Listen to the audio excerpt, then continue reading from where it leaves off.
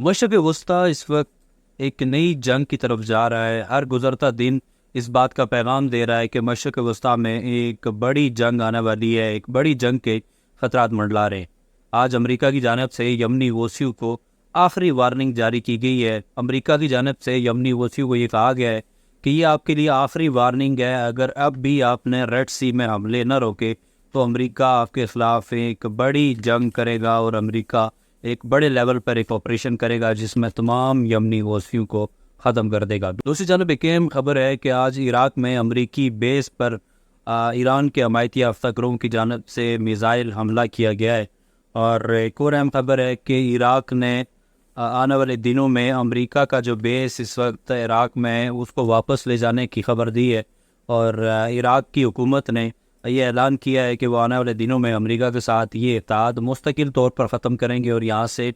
جو افواج ہے، امریکی افواج اور اس کے اتحادی افواج، ان کا وڈرال کے لیے اس کے لیے انہوں نے اقدامات اٹھانے شروع کر دیے ہیں۔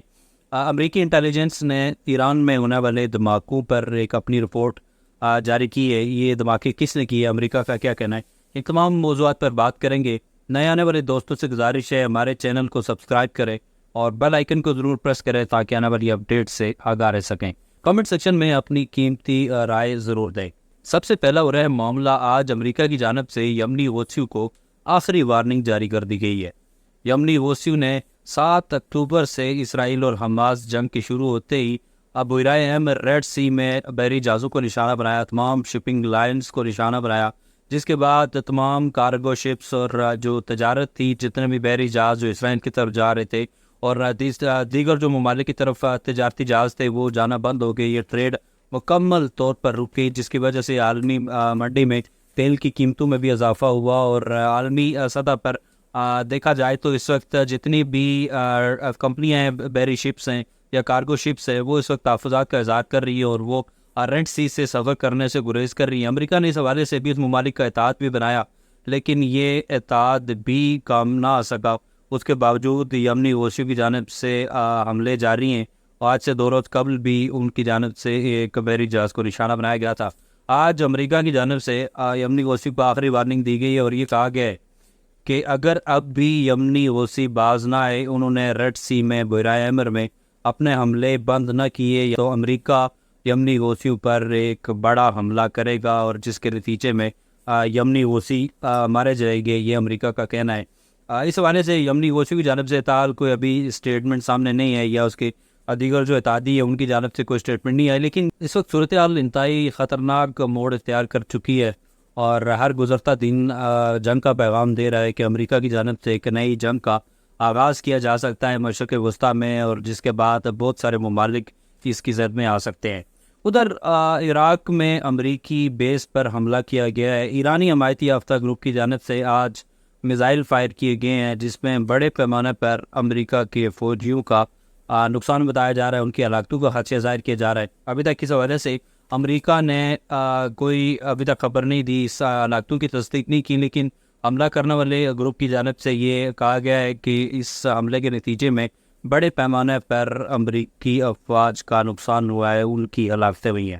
ادھر عراق میں عراق کی جو حکومت ہے انہوں نے آج یہ اعلان کیا ہے کہ ہم آنے والے دنوں میں امریکہ اور جو اتحادی افواج ہیں ان کے ساتھ معاہدے ختم کریں گے، اور مستقل طور پر ان افواج کو یہاں سے ان کے نکالنے کے لیے اگلا مرحلہ ہم شروع کریں گے۔ عراق میں آج محمد شیع السودانی نے کہا کہ ہم آنے والے دنوں میں امریکہ اور اس کے جتنے بھی اتحادی ممالک ہیں ان کے ساتھ یہ جو اتحاد کا معاملہ تھا اس کو ختم کرنے جا رہے، اور اس کو ہم مستقل بنیادوں پر ختم کریں گے۔ اس حوالے سے حکومت جو عراق کی حکومت ہے وہ اس وقت اقدامات اٹھا رہی ہے، اور ایک کمیٹی تشکیل دے رہی ہے جو امریکہ اور جو دیگر اتحادی افواج ہیں جن کی اس وقت بیس ہے ان کے ساتھ مذاکرات کرے گی، اور ان کے وڈران کے لیے پروسیس شروع کرے گی۔ السودانی کی جانب سے یہ فیصلہ اس لیے کیا گیا کہ گزشتہ دنوں ملائیشیا کے ایک اہم رہنما جاں بحق ہوئے تھے امریکی حملے میں۔ اس کے بعد السودانی کو شدید مذمت کا سامنا ہے۔ ایرانی حمایتی یافتہ جتنے بھی گروپ ہیں وہ اس وقت السودانی کی شدید مخالفت کر رہے، جس کے بعد السودانی نے امریکہ کے ساتھ آنے والے دنوں میں جو اتحاد ہے اس کو ختم کرنے کا اعلان کیا۔ یاد رہے اس وقت عراق کے بیس میں امریکہ کی 2500 فوجی، اور شام میں جو بیس امریکہ کا وہاں پر 900 فوجی ہیں، جو ایک مشن کے تحت وہاں پر رکے ہوئے ہیں، اور جو یہ جو خطہ ہے مشرق وسطیٰ، اس کی سیکورٹی کی صورتحال کو دیکھ رہے ہیں۔ اس حوالے سے آنے والے دنوں میں اقدامات اٹھائے جائیں گے، اور ان کی وڈرول کے لیے، ان کے ساتھ جو معاہدے ختم کیے جانے کے لیے کچھ کمیٹیاں تشکیل دی جا رہی ہیں۔ اب ادھر امریکہ کی انٹیلیجنس ایجنسی نے یہ رپورٹ دی ہے کہ ایران میں جو حملے ہوئے تھے، ایران کے ان حملوں میں داعش ملوث تھی۔ یاد رہے کہ آج سے چند روز قبل ایران میں جنرل قاسم سلیمانی کی چوتھی برسی کے موقع پر 2 بڑے دھماکے کیے گئے تھے، جس کے نتیجے میں 100 سے زائد افراد جاں بحق ہوئے اور 200 سے زائد لوگ ان دھماکوں میں زخمی ہوئے تھے۔ یہ بہت بڑا دہشت گردی کا واقعہ تھا۔ امریکہ کی انٹیلیجنس ایجنسیز نے یہ رپورٹ جاری کی ہے کہ داعش نے یہ کارروائی کی ہے، اور داعش اس وقت مشرق وسطیٰ اور اس ارد گرد کے جو ممالک ہے وہاں پر اپنے ٹھکانے بنا رہی ہے، اور اپنے جو پنجے ہیں وہ گاڑ رہی ہے۔ اس حوالے سے امریکی انٹیلیجنس کا یہ بھی کہنا تھا کہ عراق سے داعش نکل کر اب افغانستان اور پاکستان کی طرف چلی گئی ہے، اور وہاں پر وہ اپنا محفوظ ٹھکانہ بنا رہی ہے، اور زیر زمین انہوں نے ٹھکانہ بنائے ہیں اپنے لیے، جہاں سے وہ آتے ہیں اور ایک اٹیک کر کے واپس چلے جاتے ہیں۔ اس کے علاوہ ان کی کوئی بڑی کارروائیاں یا بڑی جنگ اس وقت ہمیں دیکھنے کو نہیں ملی، لیکن ان کی خفیہ طور پر یہ کارروائیاں جاری ہے۔ امریکہ کی انٹیلیجنس کی یہ جو رپورٹ ہے، اس پر ابھی تک ایران کی جانب سے یا کسی اور ملک کی جانب سے ابھی تک کوئی تبصرہ نہیں کیا گیا، یا اس جو رپورٹ ہے اس کی تصدیق کے حوالے سے یا تردید کے حوالے سے کہیں بھی کوئی بیان سامنے نہیں آیا۔ دوسری جانب اسرائیل اور حماس کی جنگ تاحال جاری ہے۔ آج بھی اسرائیلی افواج کی جانب سے مہاجرین کیمپ پر بمباری کی گئی، جس میں 150 سے زائد لوگ شہید ہوئے اور سینکڑوں کی تعداد میں لوگ زخمی ہوئے۔ اس وقت جو